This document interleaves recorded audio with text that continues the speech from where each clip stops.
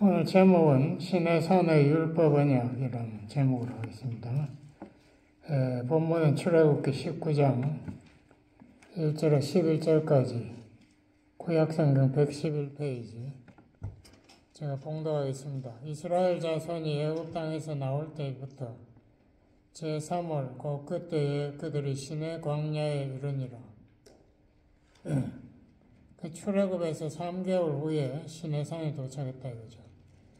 그들이 르비딤을 떠나 시내 광야에 이르러 광야에 장막을 치되 산 앞에 장막을 치니라. 모세가 하나님 앞에 올라가니 여호와께서 산에서 그를 불러 가라사대 너는 이같이 야곱 족속에게 이르고 이스라엘 자손에게 고하라.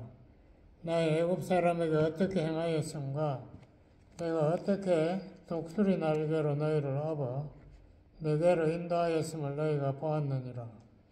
세계가 다 내게 속하였나니 너희가 내 말을 잘 듣고 내 언약을 지키면 너희는 열국 중에서 내 소유가 되겠고 너희가 내게 대하여 제사장 나라가 되며 거룩한 백성이 되리라. 너는 이 말을 이스라엘 자손에게 고할지니라. 모세가 와서 백성의 장로들을 불러 여호와께서 자기에게 명하신 그 모든 말씀을 그 앞에 진술하니 백성이 일제히 응답하여 가로되 여호와의 명하신 대로 우리가 다 행하리이다. 모세가 백성의 말로 여호와께 회복하며 여호와께서 모세에게 이르시되 내가 빽빽한 구름 가운데서 내게 임함은 내가 너와 말하는 것을 백성으로 듣게 하며 또한 너를 영영히 믿게 하려 함이니라. 모세가 백성의 말로 여호와께 고하였으므로 여호와께서 모세에게 이르시되 너는 백성에게로 가서 오늘과 내일 그들을 성결케 하며 그들로 옷을 빨고 예비하여 제3일을 기다리게 하라. 이는 제3일에 나 여호와가 온 백성의 목전에 시내산에 강림할 것임이니. 아멘. 모세가 하나님으로부터 이 사명을 받아가지고 바로 왕에 가서 10대 재앙을 선고했지 않습니까? 그래서 애굽이 맏아들 짐승의 첫 새끼까지 다 죽었어요. 그렇게 해서 결국 바로가 항복하고 모세가 이 남자 장정무 60만 명 엄청난 이스라엘 백성을 이끌고 시내 광야를 향해서 가는데 앞에 홍해가 바다가 가로막았는데 그때 하나님의 도우심으로 밤새 바람이 불어 홍해 바다를 갈라서 이스라엘 백성은 육지같이 건너고 애굽 군인들은 따라오다가 그 바다가 다시 돌아오는 바람에 전멸하는 그런 기적을 체험하고 이제 시내산에 모세가 사명을 받은 시내산에 거의 도달했습니다. 제가 약간 그 배경을 조금 설명하면요. 하나님이 처음에 아브라함에게 어떤 언약을 주시지 않습니까? 창세기 12장. 이 갈대아 우르 여기 떠나가지고 너는 그 약속을 하나님의 땅 가나안으로 가라. 그렇게 하면 네가 네 후손이 모든 족속에게 복을 받게 해주겠다. 그래서 아브라함이 그 말을 언약을 붙잡고 가나안에 걸어가죠. 가가지고 결국은 거기서 땅도 없이 죽고 그 아들 이삭 하나님이 이삭에게 똑같은 언약을 베푸시고 또 이삭의 아들 둘째 아들 야곱에게도 또 하나님이 베델에서 야곱이 형이 무서워가지고 도망가는 길에 베델에서 돌베개를 베고 자는데 거기에서 꿈에 하나님이 나타나서 하나님과 자기와 사이에 사닥다리가 연결되고 그 위에 천사들이 올라오리라고 하는 것을 보았습니다.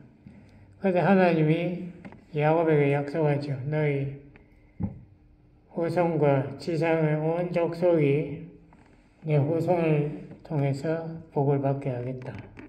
그리고 네 가나안 땅을 너에게 주겠다. 그리고 내가 항상 너와 동행하고 너를 다시 가나안 땅으로 인도하겠다라고 약속을 합니다. 근데 그 전에 제가 하나 빠뜨렸는데 하나님이 아브라함과 언약하고 나서 언약식을 베풀지 않습니까? 창세기 15장에 보면 하나님 언약식을 베풀어서 내가 400년간 네 후손을 이방에서 애굽에서 괴로움을 받게 하고 400년 후에 네 백성을 다시 가나안 땅으로 인도하겠다.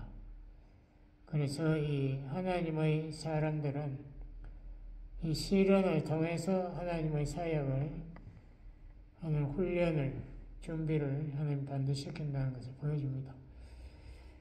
그래서 하여튼 모세가 이제 홍해를 건너서 시내반도의 남쪽으로 내려가는데 하늘에서는 만나가 떨어지고 방부스러기 같은 게 떨어지고 또 거기가 사막인데 반석이 쪼개지면서 거기에서 물이 나와서 이것은 다 성령을 상징하고 만나는 우리의 생명의 떡 예수 그리스도를 상징합니다. 그렇게 먹어가면서 이스라엘 백성이 3개월 후에 이제 모세가 사명을 받은 시내산에 도착해서 다시 이 출애굽기 19장이 거기서 연결이 됩니다. 그런데 이 시내산에 하나님이 이제 모세를 불러가지고 여기에서 이제 배경을 설명을 하죠. 내가 너희를 어떻게 독수리 날개로 업어 내게로 인도하였으면 너희가 보았느니라. 하나님이 애굽 백성들을 전멸시키고 군대들을 전멸시키고 이스라엘 백성을 홍해를 건너 광야를 지나서 이제 시내산으로 인도했다. 근데 왜 그렇게 했나? 19장 5절부터 다시 읽어보겠습니다. 세계가 다 내게 속하였나니 너희가 내 말을 잘 듣고 내 언약을 지키면 그 첫 번째 하나님 요구하는 것이 하나님 말씀을 잘 들으라. 들으라는 것은 그냥 듣는 게 아니고 듣고 깨달아 순종하라는 그런 중요한 뜻이 있습니다. 예수님도 여러 번 말했죠. 귀가 있는 자는 들으라. 그러니까 듣는다고 해서 듣는 게 아니고 그 말씀을 깨닫고 성령의 도움으로 영안이 떠져서 그 말씀을 깨닫고 그 말씀을 순종할 때에 그게 듣는 거예요.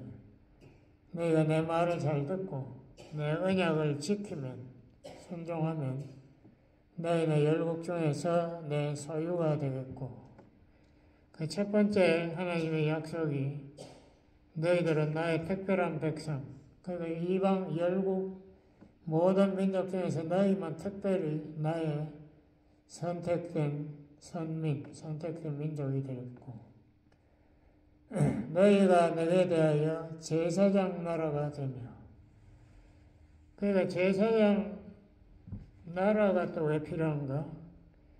모든 이방 나라에 이스라엘이 복음을 전해가지고 그 사람들이 하나님께로 나오게 인도하고 가르치고 그들을 위해서 말씀을 지도할 제사장이 필요하다. 그 제사장 나라가 바로 이스라엘이 앞으로 소임을 맡아야 하고 또 거룩한 백성이 되어야 한다. 거룩한 백성? 그것은 죄로부터 분리된 이방 나라의 죄의 우상, 그걸 따라가는 것이 아닌 구별된, 거룩하다는 거 구별됐다는 뜻 아닙니까?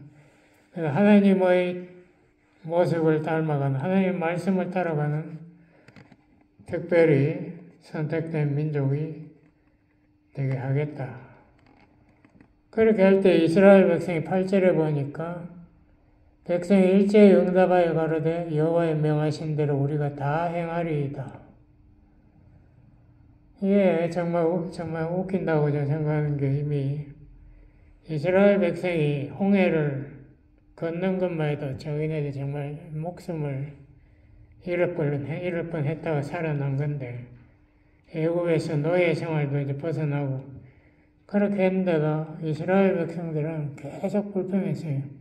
여기는 물도 한 방울 없나? 여기는 먹을 것도 없나? 우리 애국에서 잘 먹던 우리를 왜 여기로 끌고 와서 우리를 죽게 하느냐? 그 백성들이 하나님의 말씀을 다 행할 수 있을까? 그러니까 자기 자신을 우선 파악하지 못한 거예요. 자기들이 얼마나 큰 죄인인가, 얼마나 희망 없는 죄인인가 이걸 몰라. 그러니까 우리가 하나님 명하신 대로 다 이행하겠습니다. 이렇게 엉뚱한 약속을 합니다. 그 19장 9절에 보면 하나님이 강림하 여호와께서 모세에게 이르시되 내가 빽빽한 구름 가운데서 내게 임하겠다.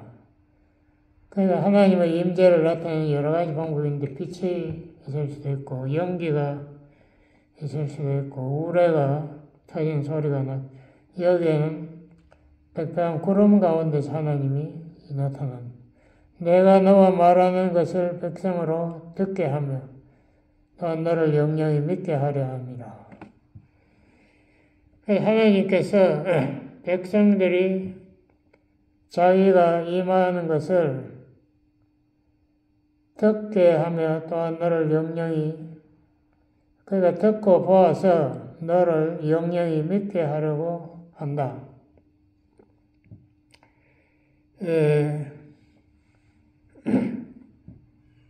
나중에 십계명 받을 때는 이 모세가 산 꼭대기에 올라갑니다. 올라가가지고 거기에서 돌판에 하나님의 성령이 십계명을 직접 쓰시면 그걸 받는데요.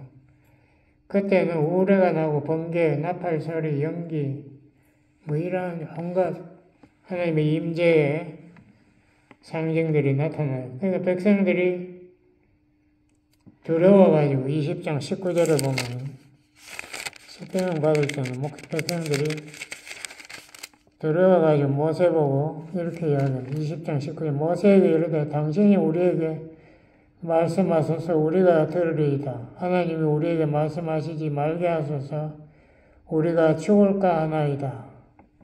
모세가 백성에게 이르되 두려워 말라. 하나님이 강림하시면 너희를 시험하고 너희로 경배하여 범죄치 않게 하려 하심이니라. 백성은 멀리 섰고 모세는 하나님 계신 암흑으로 가까이 가니라. 그래서 백성들이 하나님을 우리가 생각하기에는 그렇게 자기들을 구원해주고 이렇게 돌봐줬으면 하나님 좀 친밀한 감정 혹은 사랑의 감정이 좀 생겼어야 되는데 오히려 보면은 하나님에 대해서 굉장히 두려워하는 그러니까 하나님 모르니까 하나님이 너무 무섭게 생겼다. 우레 가운데서 막 컹컹 소리가 나고 하니까. 그러니까 하나님께서 우리에게 직접 말씀하지 마세요. 무서워요. 여기 우리의 대표 모세와 직접 대화해서 모세로 하여금 우리에게 그 말을 전하게 하세요. 벌써 이 이스라엘 백성들이 하나님과 언약을 맺을 그 마음의 준비가 전혀 안 돼 있는 것을 우리가 볼 수 있습니다. 하나님을 만나는 것을 두려워하는 이런 사람들의 마음에 무슨 믿음이 있을까? 하나님에 대한 무슨 사랑이 있을까? 어떻게 됐든 간에 사흘 후에 이제 시내산 정상으로 하나님이 모세를 부르십니다. 그래서 거기에서 하나님이 십계명을 돌판에 적어주시고 거기에다 또 다른 계명들까지도 그 21장에서 23장에 보면 여러 가지 또 계명들을 하나님 주셨다라고 이렇게. 그래서 모세가 그 계명을 받아가지고 이제 백성들에게 돌아와가지고 언약식을 거행하는 것이 24장의 내용입니다. 그 언약식은 우선 하나님으로부터 받은 계명들을 모세가 책에다가 기록하고 그 다음에 단을 쌓아가지고 거기에서 짐승을 죽입니다. 그래서 하나님의 언약식에는 꼭 이 짐승을 죽이고 피를 흘리게 해요. 아브라함과의 언약 창세기 15장에도 보면은 짐승들을 전부 죽여가지고 쪼개고 그 쪼갠 사이를 아브라함과 하나님이 같이 걸어가야 되는데 아브라함이 무서워가지고 깜깜하니까 두려워하고 떨고 있는 가운데 성령이 횃불이 혼자 짐승의 죽은 시체 사이를 지나가요. 그 의미는 이 언약을 어기는 자는 짐승과 같이 죽는다는 그런 의미입니다. 죽음의 명세죠. 근데 여기에서는 제단에다가 짐승을 죽이고 그 피를 뿌립니다. 왜 이렇게 하나님께 제사를 지낼 때 꼭 피를 뿌리는가? 피의 깊은 의미는 역시 아브라함의 언약 때와 마찬가지입니다. 이 언약을 어기면 죽는다. 피는 생명이니까 생명을 뿌린다는 것은 죽음으로 맹세한다. 그런 뜻이 있고요. 결국 어떻게 됩니까? 예수님이 오셔가지고 십자가에서 우리 대신 속죄의 피를 뿌리지 않습니까? 그렇게 하심으로 인해서 이 언약을 완성시키는 거예요. 속죄의 피로 인하여 우리의 죄가 용서의 길을 얻게 되는 겁니다. 우리가 하나님 앞에 직접 나아갈 수 있는 길이 열리는 거죠. 그게 이 율법 언약에서는 이스라엘 백성들이 율법의 요구에 계명에 순종하는 것이 조건인데 그건 뒤에 보면은 불가능한 것이 금방 증명돼 버려요. 그건 안 되고 이제 예수님이 인간의 몸을 입고 대신 오셔서 우리의 죄를 위해서 대신 저주를 십자가에서 받음으로 인해서 죄사함의 그 길, 그거는 은혜의 길이거든요. 우리가 말씀에 순종 잘해서 하나님의 복을 받는 게 아니고 우리가 하나님의 언약을 축복을 받는 게 아니고 예수님의 공로를 믿음으로 말미암아 우리가 하나님의 긍휼, 죄 용서함을 받게 되는 십자가의 길, 그것도 피의 길인데 그걸 통해서 언약이 성취된다. 그래서 하여튼 구약과 신약의 근본적인 차이는 여기 있습니다. 구약에는 너희가 하나님의 계명을 지키면 하나님께서 너희들을 축복해 주겠다. 안 그러면 너희에게 저주가 십계명에도 보면 벌써 2조에 그 우상을 만들지 마라 다음에 나오지 않습니까? 우상을 섬기면 너희들이 3대, 4대까지 하나님의 벌을 주시겠고 너희들이 순종을 잘하면 1000대까지 영원히 복을 내리겠다. 조건부가 인간의 순종에 달려 있어요. 그렇기 때문에 율법 언약은 우리에게 어떠한 축복이라기보다도 오히려 우리에게 우리가 얼마나 연약한가, 우리가 얼마나 죄인인가를 보여주는 그런 언약이지 그게 우리를 구원하는 언약 아닙니다. 하나님의 정의, 죄인은 저주한다. 신명기 28장에 보면은 처음에 15절까지는 너희들이 언약에 순종하면 하나님이 이런 복을 주시겠다가 나오고 그 다음에 15절에서 68절까지 4배의 저주가 쏟아집니다. 너희들이 언약을 순종하지 않으면 너희 나라도 망하고 너희들 온 땅에 흩어져서 너희들 저주받은 백성이 될 것이다. 이러한 엄청난 인간들이 감당할 수 없는 이러한 언약입니다. 이 율법 언약이라는 것이 참 무서운 언약이죠. 근데 이스라엘 백성 아무것도 모르면서 우리가 다 지키겠다고 몇 번 이야기합니다. 우리가 다 지키겠어요. 근데 이제 모세가 이 십계명을 받아가지고 산에서 내려오는데 그때 40일간 금식하면서 받았거든요. 시간이 좀 걸렸죠. 그러니까 이스라엘 백성들이 마음이 초조해졌던가 봐요. 이 모세는 어디 가버렸나? 산에가 죽었나? 그러니까 아론 보고 빨리 우리에게 이 모세가 만난 하나님의 형상을 만들어 달라. 애굽에서도 항상 애굽 사람들이 신의 형상을 만들어주고 생겼죠. 그러니까 아론이 금을 모아가지고 송아지, 애굽 사람들이 송아지를 섬겼는가 봐요. 송아지 그 우상 중에 하나였는데 송아지 우상을 만들어가지고 이게 여호와다. 그러니까 그 사람들이 하나님을 아예 버리겠다는 건 아니었어요.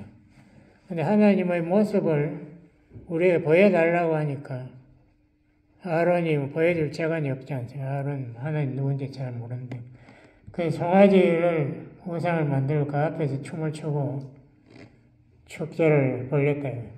근데 송아지 우상을 만드는 게 바로 십계명 제1조와 2조를 벌써 어긴 것이 되지 않습니까? 그러니까 모세가 화가 나가지고 그 십계명 돌판을 송아지 우상에 집어 던져버립니다. 우상도 깨지고 돌판도 깨져가지고 그걸 상징하는 거죠. 이 십계명이라는 거 언약 이거 다 불가능하다. 다 깨진다는 것을 보여주는 거죠. 깨지는데 중요한 것은 하나님이 이렇게 말합니다. 저 백성들을 내가 싹쓸이하고 모세의 너 후손을 다시 새로 언약 백성으로 만들 수도 있다. 그러니까 모세가 그렇게 하지 마세요. 그러면 이방 사람들이 하나님이 결국은 이스라엘 백성을 구원할 능력이 없어서 그렇게 된 것이 하나님이 이런 더러워집니다. 우리 백성들을 불쌍히 여겨주시고 용서해 주세요. 하나님이 그 기도를 들어서 그러면 내가 너희에게 다시 돌판에 십계명을 기록해서 주겠다. 이건 하나님의 용서의 상징으로 보이는 거죠. 하나님이 그 언약, 실패한 언약을 다시 세우겠다는. 그러니까 하나님도 어리석게 실패한 언약을 그대로 다시 세우는 거 아닙니다. 그 실패한 언약은 이미 깨어진 거고, 그거는 그냥 돌판을 주고, 앞으로 메시아가 와서 참 우리를 구원할 수 있는 십자가의 피의 언약을 세우겠다는 것을 상징적으로 보여주는 겁니다. 그래서 인간의 죄는 계명의 언약으로 해결되지 않아요. 인간은 죄를 극복할 능력이 없다. 로마 3장 23절 우리가 다 외웠잖아요. 모든 사람이 죄를 범하였으며 그 모든 사람에게는 나와 내 이웃과 지구상의 모든 역사상의 모든 인간이 다 포함되어 있어요. 거기는 아담을 포함해서 다윗이고 아브라함이고 전부 다 모든 사람이 죄인이고 죄를 범해서 하나님의 거룩한 기준에 도달하는데 실패했다. 그래서 로마 3장 24절은 말합니다. 예수님이 오셔가지고 우리와 하나님과의 이 죄 문제를 해결함으로써 우리 하나님과의 관계를 회복하는 화목 제물이 되었다. 그래서 로마 3장 24절 25절이 복음의 핵심이죠. 그런데 그거를 하나님께서 여기에서도 이미 보여주고 있습니다. 처음에 19장에 제가 처음에 읽었지 않습니까? 출애굽기 19장. 거기에 하나님께서 5가지 약속을 합니다. 제가 다시 한번 읽어보겠습니다. 19장에 처음에 5절에 보니까 너희가 내 말을 잘 듣고 내 언약을 지키면 이거는 만드는 거고 너희는 열국 중에서 첫 번째 내 소유가 되겠고 그러니까 하나님의 소유 이것이 이스라엘 백성이 아니고 예수 그리스도를 믿는 그리스도인들이 하나님의 소유가 되는 거죠. 우리가 하나님의 백성, 그러니까 우리가 그리스도인들이 교회가 하나님의 백성이 모인 곳이고 두 번째는 너희가 내게 대하여 제사장 나라가 되며 그 이스라엘이 언제 이방 나라 전도한 적이 있습니까? 없어요. 요나를 아수리아에 전도하러 보내니까 요나가 정반대로 도망가 버리냐. 아수리아가 저쪽에, 동쪽인데 서쪽으로 도망가다가 바다에 던져져가지고 고레배 속에 들어간. 그게 이스라엘을 대표하는 인물, 이스라엘이 그런 나라다는 것을 상징하는 거예요. 그래서 요나가 할 수 없이 아수리아 수도 니느웨에 가서 며칠 전도하고는 그 다음에 뭐 한지 아십니까? 그 니느웨 밖에, 성 밖에 나와가지고 거기 언덕 위에서 며칠을 보고 있는 거예요. 하나님 이제 니느웨 저주하는 거 내 보고 가겠다. 저 니느웨 성이 언제 무너지나 그거 보고 지금 기다리고 있는 거예요.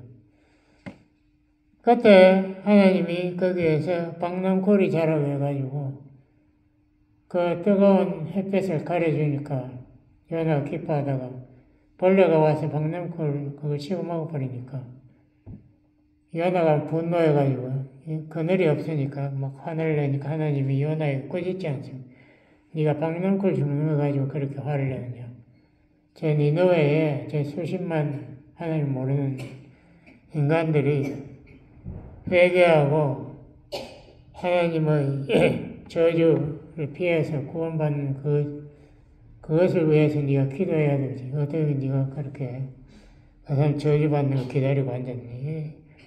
그 이스라엘이 얼마나 실패했는 것을 요나를 통해서 하나님께서 보여주고 있는 제사장 나라커녕 오히려 자기네들이 하나님 저주받아가지고 메시아를 죽이고 2000년 동안 자기네들이 이웃 사랑 못하면 자기들도 저주받는 거예요. 2000년 동안 온 세계에서 핍박받으면서 도망다니다 결국은 히틀러의 600만이 가스 체인버에서 몰살하지 않습니까? 그게 우연한 일이 아닙니다. 하나님이 다 예정하신 사건이죠. 그 마지막 때 결국 이스라엘 백성을 다시 가나안에 불러 모으지 않습니까? 그 지금 예루살렘 회복되려고 그래요. 지금 거의 다 회복해. 트럼프가 미국 대사관을 원래 예루살렘을 반으로 갈랐거든요. 서쪽은 이스라엘, 동쪽은 아랍 이렇게 했는데 동쪽에다가 미국 대사관을 옮겼어요. 그럼 뭔가 예루살렘을 이제 완전히 이스라엘의 수도로 인정한다는 얘기. 이제 멀지 않아서 이스라엘이 회복될 거예요. 그렇게 될 때는 이제 예수님이 재림하는 것을 준비시키는 거예요. 초림 때도 준비시켰잖아요.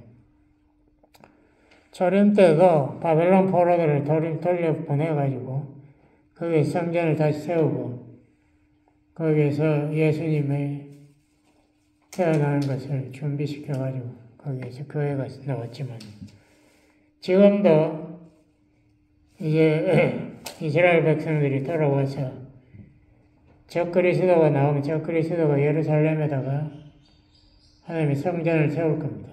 거기 세우고 그 마지막 3년 반 동안에 거기에다가 사탄의 우상을 성전 안에 세운다 이렇게 돼 있습니다. 그렇게 될 때에 이제 마지막 3년 반에 하나님의 진노, 심판이 쏟아지는 거죠. 그거는 이제 자세한 이야기는 나중에 하고. 하여튼 이스라엘이 제사장 나라가 아니에요. 제사장 나라는 그냥 하나님의 뜻에 정반대 끝까지 이방 나라 사람들하고 식사도 같이 거기 베드로가 식사했다고 막 아우성을 치고 그 베드로가 이방 사람들, 이방 신도들하고 이렇게 거리를 두고 물러나니까 바울이 갈라디아서에 보면 바울이 베드로를 꾸짖지 않습니까? 네가 그때 복음 전도하면서 왜 그러냐? 우리가 이방을 전도해야 되는데 네가 이방 사람 인종차별하고 그 따위로 네가 무슨 사도의 여첫 제자 자격이 있느냐고 화를 내고 잘 꾸짖은 거예요. 그거는 이스라엘 전체에 대한 꾸짖입니다. 이스라엘 자체가 정신을 못 차리고 지금까지도 이스라엘에는 크리스찬이 1%도 안 돼요. 안 돼요. 성령의 역사가 나는데 어떻게. 그런데 베드로 전서 2장을 제가 한번 보면요. 베드로가 그 이후에 꾸지람 듣고 이제 참 깊이 깨달았겠죠. 바울의 꾸지람 듣고. 베드로전서에 이렇게 써서 2장 9절 오직 너희는 이제 크리스천들은 택하신 족속이요. 이스라엘이 아니고 육신의 이스라엘이 너희가 택하신 족속이요. 왕같은 제사장. 이거 한국말 성경은 이거 번역이 조금 불만스러울 때가 많은데 이것도 그래요. 왕같은 제사장이 무슨 말이에요? 이게 정확하게 헬라어로 따져보면은 로열 프리스트라는 것은 왕을 섬기는 제사장이다 이 말입니다. 근데 왕같은 제사장이라고 그게 무슨 말인지 알아들으시고 왕은 그리스도 아닙니까? 그리스도를 섬기는 제사장들이요. 그러니까 우리가 하나님의 말씀을 이방 불신자들에게 전하고 가르치는 제사장들이다. 이게 이스라엘 백성이 언제 이런 짓을 했어요?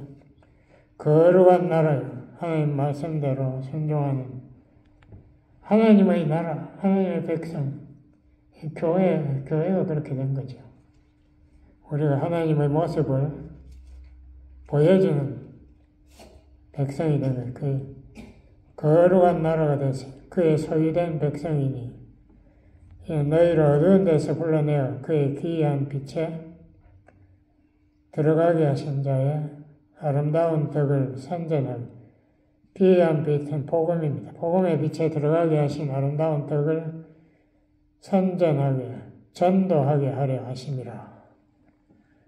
너희가 전에는 백성이 아니던 이제는 하나님의 백성이요 전에는 긍휼을 얻지 못하였더니 이제는 긍휼을 얻는 자니라. 긍휼 이 말은요. 율법에는 긍휼 없어요. 율법은 지키면 보이고 안 지키면 저주인데 무슨 긍휼이에요.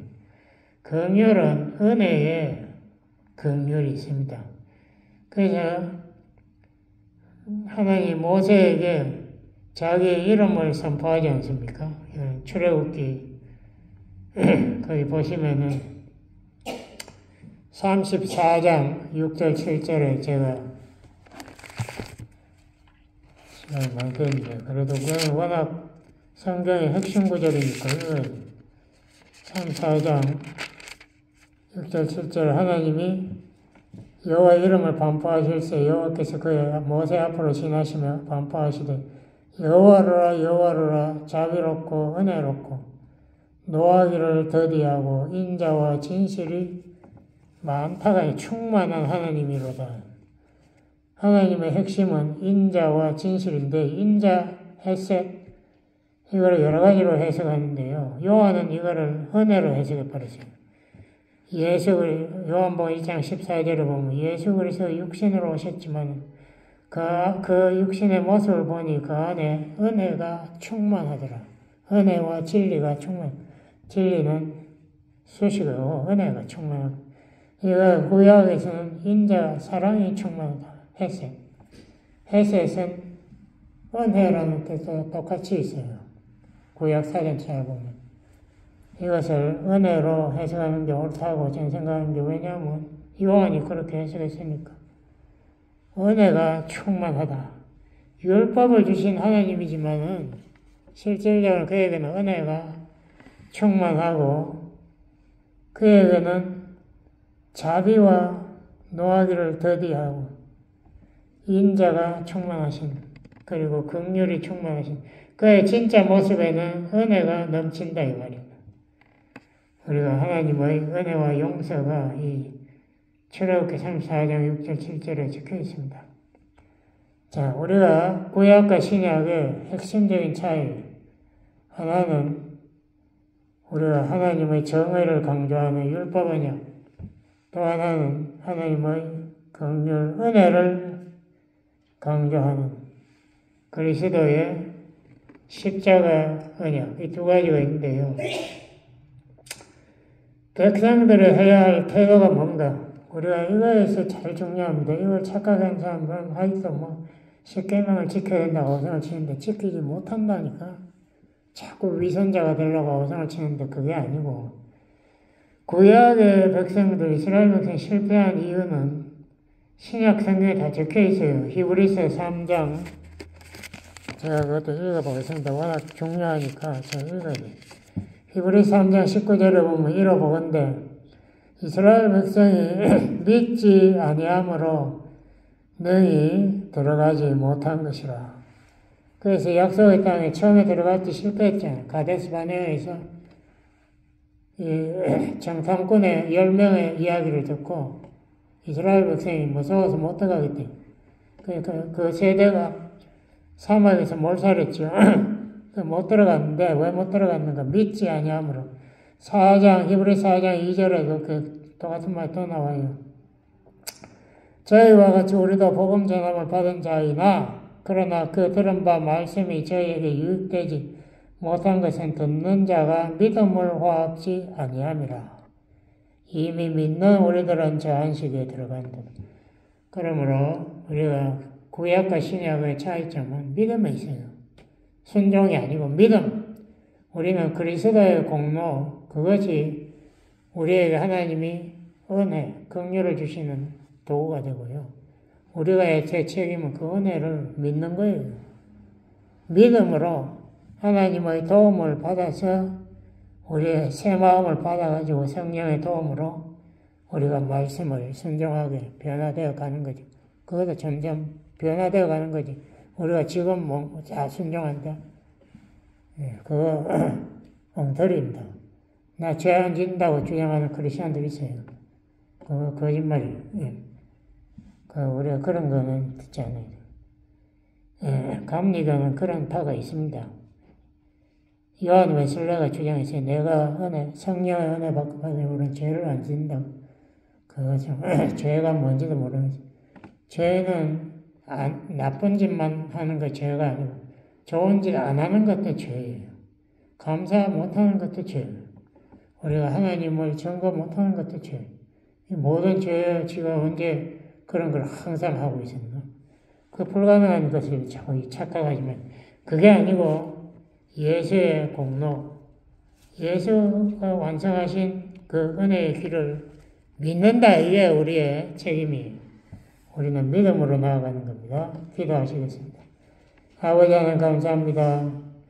이제 우리는 예수님의 공로를 믿음으로 우리가 하나님의 백성이 되고 하나님의 제사장이 된 것을 감사하고 찬양합니다. 이 귀한 복음을 우리가 지구에 전하여 하나님의 영광을 온 세상에 널리 편하도록 역사해 주세요. 예수님 이름으로 감사드리겠습니다. 아멘.